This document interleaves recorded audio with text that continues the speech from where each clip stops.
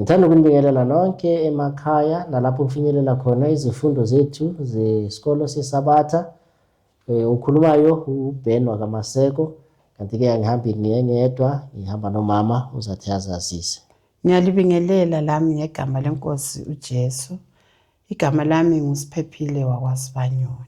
Siyabonga mama, sizathi-ke uma sicalisa lesi sifundo sethu sibe nomthandazo. Sizacela-ke umama uSibanyoni asiphe umthandazo. Asithandazeni. Nkosi lomsa, Baba wethu osesilwini, siyakubonga la ngaleli thuba sihlangene lapho uzofunda ilizwi lakho. Siyanxusa Nkosi umoya engcwele ukuthi abe khona phakathi wethu. Asikhokhelele, asichasisele, enze kuzwakalela kubalaleli emakhaya. Isifundo sibe lula esikhuluma ngomoya engcwele. Sengathi Nkosi ungasigcwalisa ngomoya wakho. NgoJesu umsindisi wethu. Amen. Amen. Isifundo sethu sanamhlanje kusifundo number 6 esikhuluma ngesithembiso sikamoya ongcwele. Kwivesi lokuvula lapha litholakala kuZenzo 5 verse 32. Lithi lona, and we are his witness of these things. Singofakazi balezi zinto, and so is also the Holy Ghost. Kanjalo ke nomoya oyingcwele, whom God had given to them that obey him. Lona uNkulunkulu athe wabanikeza labo abamlalelayo. Ke namhlanje ke sizathi sizwe noma sifunde ngomoya oyingcwele othe wathenjiswa. Sizathi sizwe kabanzi ngaye ukuthi uthenjiswe kanjani futhi usebenza kanjani ezimpilweni zethu. Akazi-ke mama mhlawumbe khona ofuna ukuphawula ngaphambi kokuba singene kwisifundo sethu. Kafitshane nje ukuthi isithembiso lesi somoya engcwele sithenjisiwe kubo bonke abazathi bamamele obalalele ilizwi uKristu alitshiloyo, bazikholwe futhi lalezi zithembiso. Siyabonga. Lithi lana ke ilizwi elitholakala ku Acts of the Apostle page 49. The promise of the Holy Spirit is not limited to any age or to any race. Christ declared that the divine influence of his spirit was to be with his followers unto the end. So lana siyathola ke ukuthi lesi sithembiso somoya engcwele asikho nje kuphela ukuthi mhlambe limited kwaba mhlambe ku any age, noma ngabe umdala nanoma ngabe umncane, kuyisithembiso esinikezwe wonke. Futhi lana kuthiwa uJesu Kristu washo ukuthi lona moya engcwele uzathi ube khona until the end. So siyabona namo ufika kwisikhathi sePentecost kuthiwa lo moya loyo sizathi kuzathi ube khona until the end. So sizathi sifunde sizwisise ukuthi kuthiwani ngawo lo moya engcwele othe wathenjiswa. Singena ke kwisigaba sangesonto esithi sona obedience, the fruit of faith. Ukulalela kuyisithelo sokukholwa. Amazwi ke esikhulumela phansi kwawo okwaba seRoma ngu5 kuverse 1 afike ku5. Ithi yona lapha, emveni kokuba uJesu ngokukholwa, upon receiving Jesus by faith, what do Christians receive in their hearts? Ekwamukeleni uJesu Kristu ngokukholwa, yini ke abaKristu abayizuzayo ezinhliziyweni zabo? KuRoma lapha kulento eziningi engiziphawulayo ezitholwa ngabantu ezinhliziyweni zabo. Okokuqala, nxa sebethe balungisiswa ngalokho ukukholwa, balokuthula, bathenjiswe ukuthi bazoba lokuthula kuJesu. Futhi okwesibili, bazothokoza ngethemba lokukhazimuliswa kwakhe. And then okunye nje okubuhlungu ukuthi bazongena ezinhlungwini kumbe kuhlolweni, kodwa nxa bengena kulezo zinhlungu kuzabenza ukuthi babe lokubekezela. Mabe thola ukubekezela kubaholela ukuthi babe le experience. Nxa bele experience baze babe le hope. Nxa sebele hope, ithemba lelo baba lalo libenza ukuthi ezinhliziyweni zabo kugcwale kuze kufike ukuthi baphiwe umoya oyingcwele. lowo ozawuphiwa bonke abazodlula kulezi zimiko.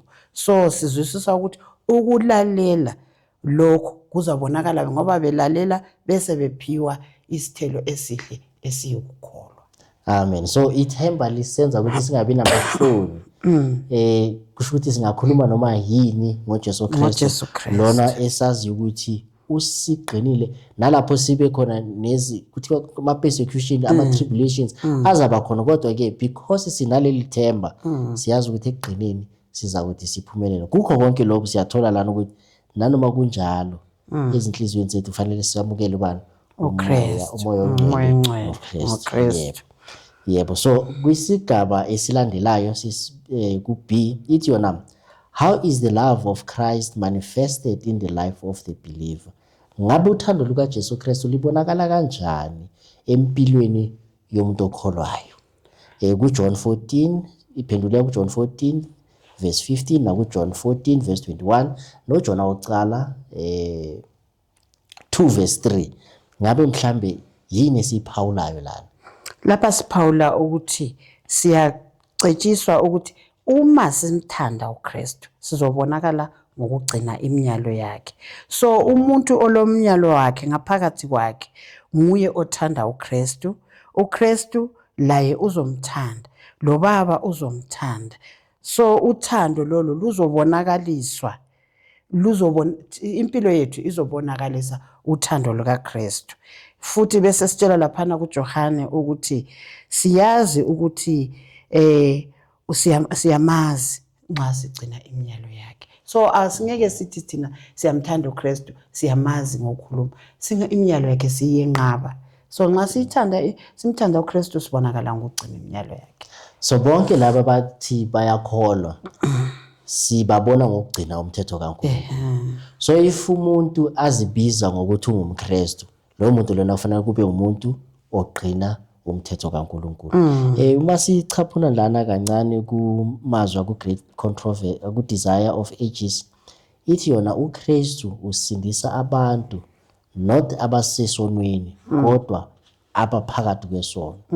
And those abalabo abamthandayo uzathi babonakaliswe ngokumlalela. So ithi those who love him will show their love by obedience. So kulalela kuyi-key esitholayo lana ukuthi masilalele sigcine umthetho wakhe. Then uNkulunkulu uyakwazi ukuthi abasindise abantu labo abasesonweni. Yebo. Paula kancane khonapha brother, sitshelwa ekugcineni laphana ukuthi na sizokwambula isimilo sikaKristu. Ngokuxhumana loNkulunkulu isono sizosizonda. Yes. So uKristu usindise abantu ukuthi baphume ezonweni, akabasindisi belezono. Kodwa ufuna sehlukane lesono. Thina ngokwethu sisizonde isono, sibe lobudlelwano loKristu. So uNkulunkulu or uKristu akasithandi soni, kodwa uthanda umuntu lona ovuma izono zakhe azishiye. Akasithandi isoni, uthanda isoni. Akathanda isono, uthanda isono. Yebo, into esitholayo. Siyabonga. Sidlulele ke kwisigaba sangomsombuluko okunguMonday, kwisigaba number 2, an essential need, isidingo esibalulekileyo. Whom did Jesus promise to send to comfort the disciples? Ku-John 14 verse 16 to 18 uJesu Kristu lana uyakhuluma kuthiwa ubani lona wathembisa ukumthumela ukuze azoduduza abafundi bakhe. So kuJohn 14 verse 18 sitshelwa ukuthi wabathembisa uKristu wathi asoze abachiye bebodwa. Wabathembisa ukuthi akasoze abachiye bezintandane kodwa uzoza kubo ngokubathumela uMoya oNgcwele, ambiza athi ungumduduzi, ukuze lo mduduzi ahlale labo ukunaphakade. Umoya oNgcwele lo ubiza futhi athi ungumoya weqiniso. Ithi yona lana kumazwi ka-Desire of Ages, from the very beginning of the work of redemption, he, the Spirit, had been moving upon men's hearts. So umoya oNgcwele wawukhona. Uthi from the beginning, wawulokhu wenze njani ungaphakathi kwezinhliziyo Izinhliziyo zabantu. Ithi but while Christ was on earth the disciples had desired no other helper. Not until they were deprived of his presence will they feel their need of the Spirit, and then he would come. So because manje bebahlala banoJesu Kristu bebangasiboni isidingo sikaMoya oNgcwele. Kodwa ke njengoba manje uJesu Kristu sekazasuka kubo, so isidingo sikaMoya oNgcwele siba khona. uJesu Kristu uthi makabheka uyabona ukuthi abafundi bakhe bazenza njani, bazamdinga umduduzi ukuthi abe nabo. Mhlawumbe sayithola futhi lana masichubeka kwi-B. Ithi how will Christ live in the hearts of the disciples? Uyakuphila njani uJesu Kristu ezinhliziyweni zabafundi bakhe? Beyakuphila kanjani? Ku-John 14:19-23. So lapha sibona ukutshintshana nxa uKristu ekhona, ngoba ngesikhathi lesekhona uKristu abafundi nje banasewushilo ukuthi babe ngawudinga umoya oNgcwele futhi babe ngasibona isidingo sabo. Kodwa maye esesusiwe kubo usebatshela ukuthi bazaba lawo umoya oNgcwele. So yena uzobe hambile ekubaba, kodwa umoya oNgcwele uzohlala nabo. Bona babonakalise ngokuthi bazabe belomnyalo wakhe, bazabe belezithembiso zakhe, bazobonakalisa uthando kuye, njalo bazobonakalisa ukuthi bamthandile lo baba osezulwini. So wabuza ke lapho omunye umfundi ukuthi hawu kuza kwenzakala kanjani ukuthi wena uzobonakala kithi emhlabeni. uJesu wamphendula ke lapha wathi uma umuntu engithanda uzokugcina amazwi ami, lo baba uzomthanda futhi uzobuya, sizobuya sihlale naye. So siyakuzwisisa ukuthi ukuhlala kukaKristu ebantwini, umoya wesiprofeti ukhuluma ngakho ukuthi na umoya oNgcwele ungummeli kaKristu. So uyabe khona phakathi kwabo. uKristu angaza kabe ayisezindaweni zonke, kodwa ke ngomoya oNgcwele ozobe ukhona kithi sonke esimamukelayo futhi esigcina iminyalo yakhe, sizobonakala ukuthi uKristu sinaye singenaye ngenxa yomoya oNgcwele. No, siyabonga uze wathinta futhi kwistation esikhona lana kumoya wesiprofeti lana ekhuluma khona ukuthi uJesu Kristu njengoba yena ngomzimba uyobe ngasenabo, kodwa ke umoya oNgcwele uzathini kube huwo ozaba khona kwindawo zonke labakhona khona. Umoya oNgcwele uzathi ufinyelele khona kuwo. Sifunda futhi ke kwisigaba esilandelayo saka Tuesday, ithi yona lana umfundisi or umfundisi, the teacher. How will the comforter influence the memory and understanding of the disciples? So manje nakho ke umduduzi lona sekathululiwe njengokusho kaKristu ukuthi akawubashiya bodwa, uzathi abashiye nomduduzi. So kuthiwa lana ke lana umduduzi uyenza kanjani ukuthi abantu bakhumbule izinto lezi abathe bazifunda and babe nokuzwisisa. Ithi how will the comforter influence the memory? So sifunda ukuthi umoya oNgcwele uzoba lusizo olukhulu kakhulu ebantwini nxa esethe wafika phakathi kwabo. Uzobafundisa izinto, yes, abe sebakhumbuza lezinto lezo ezachiwa uKristu elaye emhlabeni. So umoya oNgcwele akazikhulumela okwakhe or akazikhulumela into entsha abantu abangayazi. Instead uba lusizo ukuthi la lokho esabe sesikukhohliwe or lokho abafundi ababe ukhohliwe okwachiwo nguJesu sokusenziwa kube sobala, kube lula, bakuzwisise kangcono. Enye into futhi esitholayo lana kuthiwa abafundi bakhe ezinye zezinto uJesu Kristu bekabafundisa zona abazange bazithathele ekhanda or bazi-understand, abazizwisisa. Kodwa ke kuthe makufika umoya oNgcwele kwakwangikhati bakhona ukubona ukuthi manje uJesu Kristu konje bekakhuluma ngalento enjena, because now sebane understanding clearer than lesikhathi uJesu Kristu abafundisa kona. Yena futhi okunye sikuphawula lana ukuthi kwamele ufunde. Uma sewufundile lento othe wazifunda yizo lona umoya oNgcwele uzathi ukwenze njani ukukhumbuze kuzo and futhi kuphe ukuzwisisa.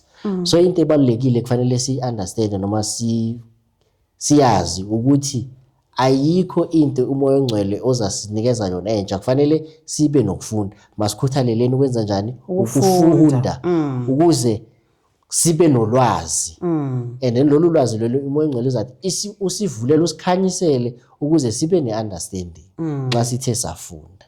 Ukugcwalisa khonapho futhi brother ukuthi therefore it was for their interest that he should go to the Father and send the Spirit to be his successor on earth.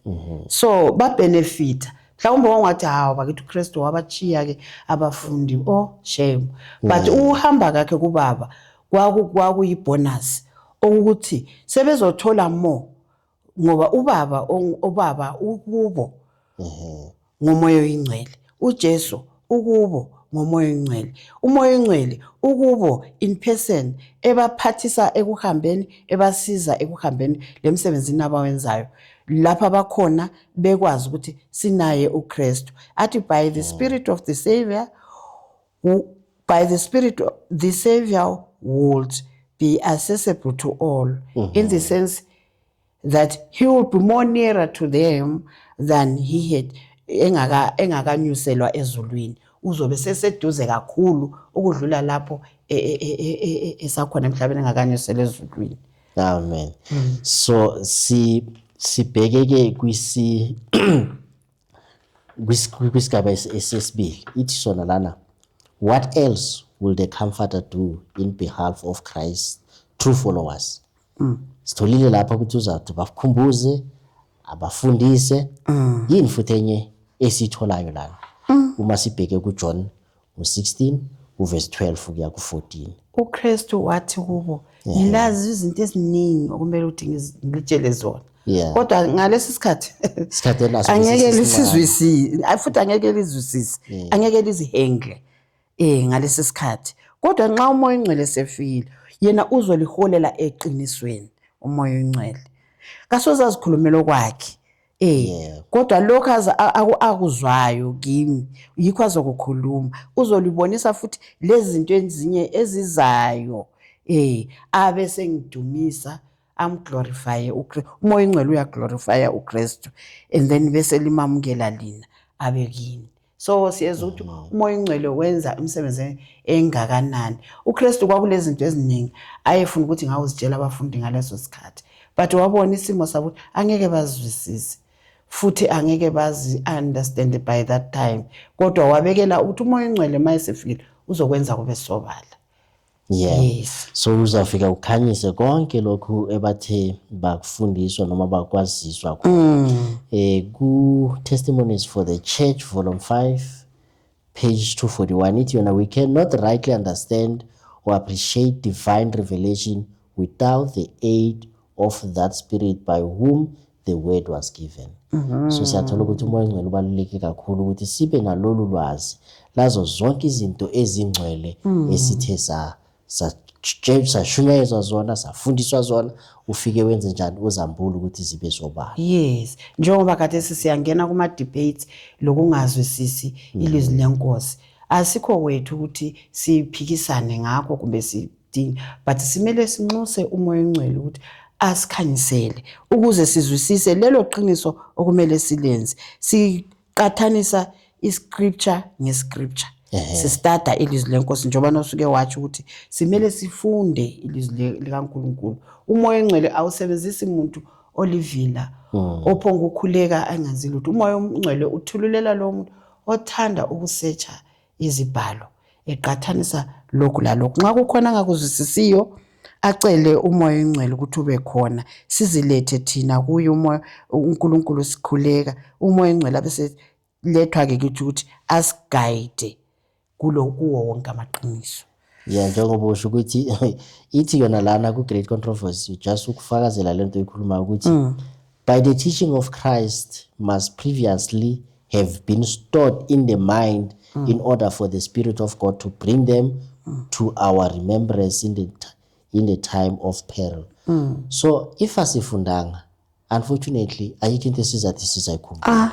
Umoya ongcwele usigayida kuyiphi into esingayazi. So kufanele sibe nokufunda njengoba usho, simasesheni izincwadi, masifundeni ukuze sizwisise, then umoya ongcwele uzathi wenze njani, usimbulele kukho konke nalokho esingakuzwisisi, because sizathi sifundile then uyenze ukuthi konke kuzwakale. Futhi khonapho kokugcina izilingo namhlanje zibonakala zinzima kithi, zinkulu, zi-irresistible, ngenxa yokuthi asilawo umoya ongcwele. Siyawudinga umoya ongcwele ukuthi nxa sihlangana lezilingo, and then we go to the Bible, we search our scriptures, bese sihlangana lezithembiso zikaNkulunkulu ukuthi sihlangabezana kanjani noSathane.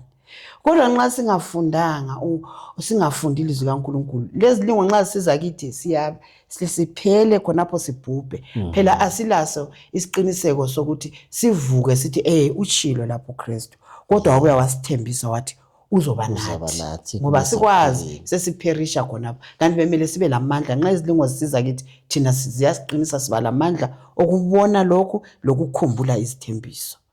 Yes, siyabonga. Singene kusigaba 4, a legacy of peace, inheritance, noma uma sichaza lana ku-4, a legacy of peace. Okay. Ithi lana, what wonderful promise did Jesus give to his faithful followers, a promise that would be very helpful in times of adversity. So lana ke siyathola ku John 14 verse 27 ukuya ku 29, isinikeza la nempendulo ethi yona lapha iziphi, what wonderful promise, iziphi izithembiso ezimangazayo uJesu Kristu ayiwazinikeza kulabo abamlandelayo abathembekile. And futhi siphi isithembiso that will be very helpful in times of adversity, sizathi sibe usizo kwisikhathi senhlupheko. Lapha ke uJohane ukhuluma ukuthi uJesu wathi ubashiyela ukuthula. Ukuthula kwakhe uyakuchaza lapho uJesu, akufani nokuthula lokho esikuthola ezweni. Ayisikho ukuthula lokho esikuthola ezweni. Azathi inhliziyo zenu mazingakhathazeki futhi lingasabi.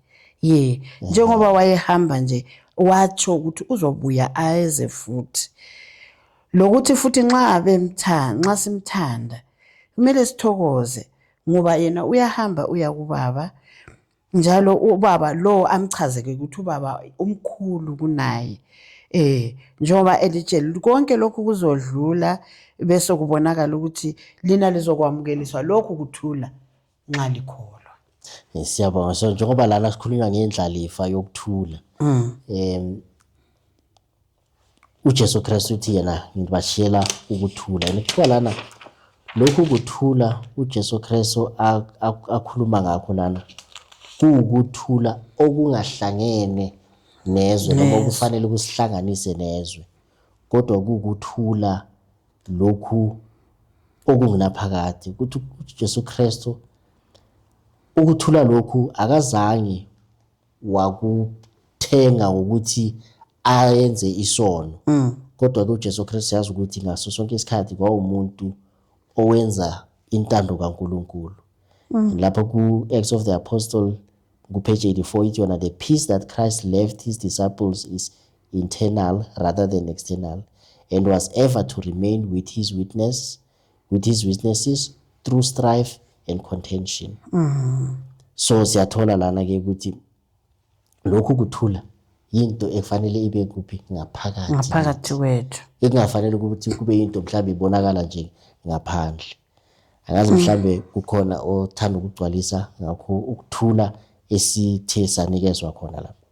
Ayikho lokho brother okutshiloyo ukuthi wona ubudlelwane lobo loNkulunkulu esilabo buzoba, singaba lobudlelwane loBaba wethu osezulwini, sizobuya futhi ngokufanayo ngaleso silinganiso, sibe lobudlelwane obungako lomoya ongcwele. So okuzakwenza ukuthi kube lula ukuthi nana lanxa sihlangana lezilingo, sisehlukana labangani bethu bala emhlabeni ngokuhlupheka la ngokuhlukumezeka, kuzobonakala ukuthi ngaze sihlangane lobunzima obunganani, labangani bethu bahlangana lobunzima obunganani, kodwa nxa belothando lukaKristu lokuthula kwaKristu, bazobonakala besima belaso isibindi sokuqhubekela phambili. uKristu uyabathembisa ngokuphela uthi I will love them. Yeah. Uzabathanda and I will manifest myself to him. Lapha ku John 14 verse 21. So wonke umuntu okholwayo uzohlangana lezi inkinga sibili, lezi inhlupho emhlabeni, but kumele azi ukuthi uKristu by his side all the time, akasoze amchiye. Siyabonga. Kuyisigaba sokugcina khona lapho sithi yona ekuphelelisweni kwezinto zonke or ekupheleni komsebenzi wakhe uJesu Kristu umsebenzi, what was Jesus able to affirm concerning himself? At the end of his mission, what was Jesus able to affirm concerning himself? John 14 verse 30. Kuthi lana ekugcineni noma ekupheliseni komsebenzi yini uJesu Kristu wakubonakala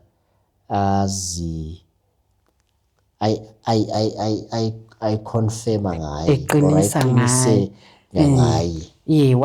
Waqinisa ngaye brother lapha uJesu ethena akusekho kuningi azokukhuluma kodwa wachaza ukuthi inkosi yobunyama enguSathane uzile kuye uKristu kodwa akafumananga lutho, meaning that even though uSathane ubemzingela uKristu ethanda ukuba amuyise kodwa akulasono uKristu wabonakala elaso.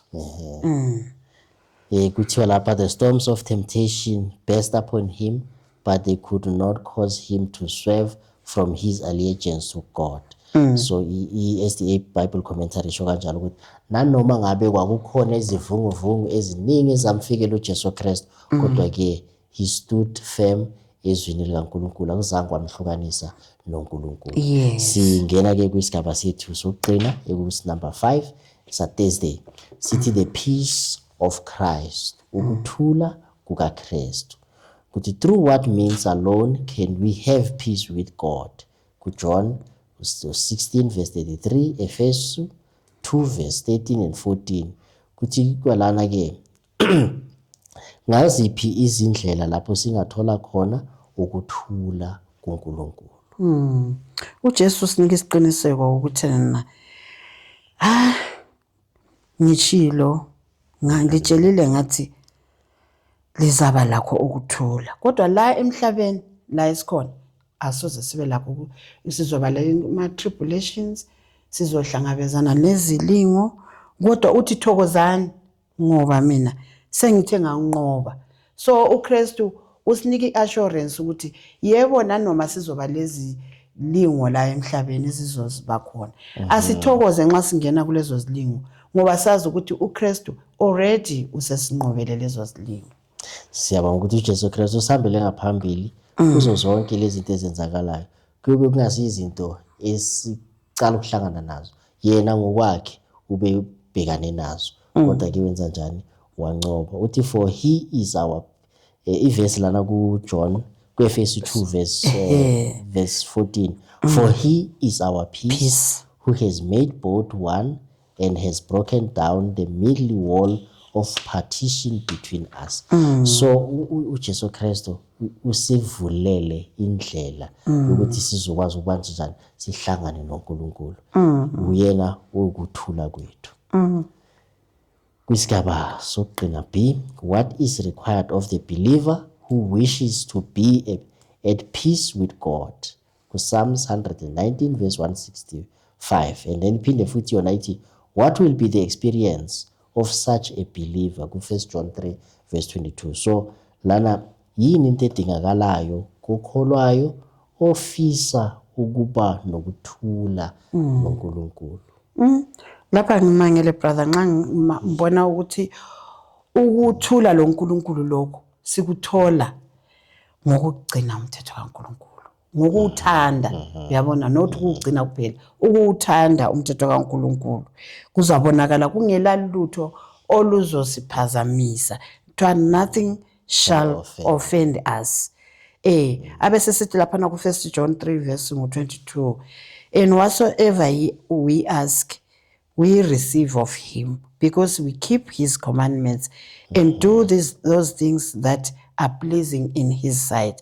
Okubonakala okwamampela ukuthi umthetho kaNkulunkulu usemqoka umthetho kaNkulunkulu yiwona futhi ozathi nxa siwulandela kahle siwuthanda siwugcina ubonakala usinika ukuthula ngaphakathi kwethu. Omunye umuntu angamangala ukuthi manje ukuthula ngizokuthola kanjani ngokugcina umthetho kaNkulunkulu. Nxa ugcina umthetho kaNkulunkulu lezi zinto ezibuhlungu eziza kuwe uzithatha kalula. Umpostoli Paul uthi ngizitshaya indiva angilandaba lazo. Umoya wesiprofeti futhi kancane lapho lakho ukhulumile waze wakhuluma ngo-Enoki, ubudlelwane ayelabo u-Enoki loKristu. So bonke abantu abathanda uThixo bazokwenza izinto, basoze benze izinto ezingasoze ezacasula uNkulunkulu. Sizoyenza izinto ezinhle, sizogcina umthetho wakhe, sizoba lokuthula, sibonakala sesiba lokuhlakanipha ngokuthi ufunda ilizwi lakhe bese siba lawo amandla. So amandla lawo sizoba lawo okulalela, silalela sizowanikwa. uKristu mayibona senza lezo zinto silokuthula laye uyasabela amandla, asabele lokuthula njengoba ethembisile. Siyabonga. So lana just ukusummarize lana ukuthi wonke lo muntu into edingakalayo kokholwayo othanda ukuthi abe nokuthula noNkulunkulu kumele agcine umthetho wakhe. Then uzathi mase kagcinile umthetho wakhe uzathi abe njani ithi yona lana experience yakhe iza kubonakala ukuthi uzaba ithi whatsoever we ask we receive of him because we keep his commandments and do those things that are pleasing in his sight. So mostly ukuthi sigcine umthetho kaNkulunkulu, and then ngokunjalo ke yonke into esicelayo sizothi samukeliswa. So sigcine umthetho then sizawamukeliswa. Inkosi ke ingathi ngasisiza ukuthi sibe yilabo abawuthandazelayo umoya engcwele, ukuthi mawuze uhlale kithi ezinhlizweni zethu uzokwazi ukuthi usifundise usikhumbuze izinto esithe sazifunda. Njengoba bese sitholile ukuthi angeke usikhumbuze entweni esingakaze sahlangaza phezana nayo, so uzosikhumbuza izinto esithe sazifundiswa sizona. Angazi mhlawumbe ungathanda ukusummarize kwisifundo sethu ngaphambi kokuba sisivale. Hayi akukho kuningi brother, isifundo sicacile. Esikuthokozelayo ukuthi siyawudinga kangaka umoya engcwele. Sesibona futhi ukuthi akulalutho esizolenza nxa singelayo umoya engcwele. But inkinga ilapho ukuthi umoya engcwele asiphanga ukuphiwa nje sihleli. Umoya engcwele siyazihlupha ngaye, sisizwa silesidingo sokuthi siyawufuna umoya engcwele. Futhi sizizwa silama conditions okumele siwafulfille before siwuthole. Umthetho kaNkulunkulu uhamba phambili njengoba usutshilo. Kanti nxa sizohamba ngomthetho kaNkulunkulu sizobona ama guidance ukuthi uKristu usithembiseni, bese sijabula ukwenza intando kaNkulunkulu, bese sithi ngokunjalo kube lula ukuthi umoya engcwele afike ahlale phakathi kwethu asifundise, asikhumbuze, asitshele ngitsho lokuzayo. Izithembiso lezo uKristu azitsho kubafundi zigcwaliseke kithi ngoba ubetshilo ekuqaleni ukuthi uzoba nathi umoya engcwele up to the end of the time. Amen. Siyabonga Nkosi, ibusiswe ukufunda kwezwi layo. Amen. Amen. Sizathi sivaleke isifundo sethu ngomthandazo. Baba wethu osezulwini, Nkosi engcwele, sibonga umusa nothando lokuba usinikezele isikhathi sokuba sifunde ngezwi lakho, sazi kabanzi ngomoya engcwele othe wawuthembisa. Siyacela ke Nkosi ungathi ungasithululela wona, wenze ukuthi izinhliziyo zethu zamukele, ikakhulu sigcine umthetho wakho njengoba kuwo umthetho osisondeza eduzane kwakho. Siyabonga ke kukho konke osenzele khona. Ungathi ungasiza na wonke umuntu ofunda lezi zifundo abe nokuguquka enhliziyweni, amukele amazwi akho, sikwazi ukuthi iqineni sonke samukeliswe umvuzo wokuba ngabantwana beNkosi yethu Jesu Kristu. Siyabonga konke lokho ngaye uphila manje naphakade. Amen. Amen. Sibonge kakhulu ukuhlanganyela nathi kulesi sifundo unumber 6. Siyanimema futhi ke kwisifundo esilandelayo ekusifundo number 7 esikhuluma ngoJesu okungumvini owona wona. Siyabonga. Amen.